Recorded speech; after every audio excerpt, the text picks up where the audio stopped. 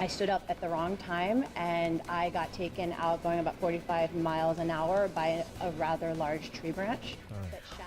A woman sues a popular tour bus company. She says there was no warning of any danger. Hello, and thank you for joining us. I'm Colleen Sullivan in for Ellen Leyva. Hi, David Ona. This is Eyewitness News at 4 o'clock. And that woman is suing the Starline bus company after suffering a fractured skull and eye injury. It's the same company involved in a fatal accident last week. Eyewitness News reporter Leo Stallworth takes a look at both incidents. Lauren Guerra is suing Starline Bus Tours for injuries she suffered on one of the company's chartered buses last October. Guerra says she was standing on the second level of the open-top bus on Venice Boulevard during a party when a tree branch struck her on the head and in the eye.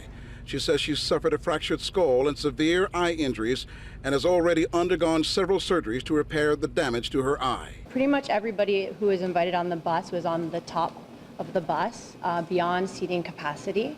There are times when people had to duck under branches.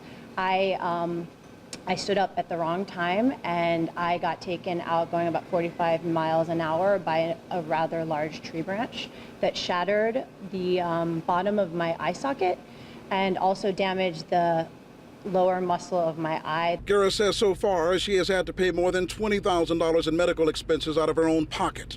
Her attorneys would not put a dollar amount they are seeking in the lawsuit, but they say it is significant given her present and future medical needs. The reason we're filing this lawsuit today, even though my client hasn't completed her course of treatment and has by no way resolved the problems, is because of the event that occurred this past week with the young man who was killed on the same type of bus with the same defendant.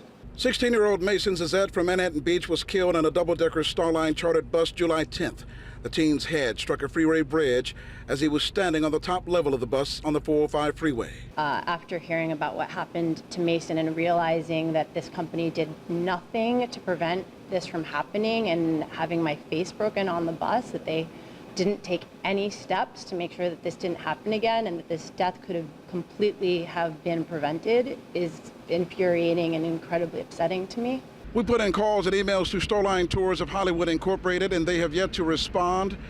Guerra says more than anything in her lawsuit, she hopes it causes the company to institute safety measures to prevent injuries in the future. In downtown LA, Leo Stallworth, ABC 7 Eyewitness News.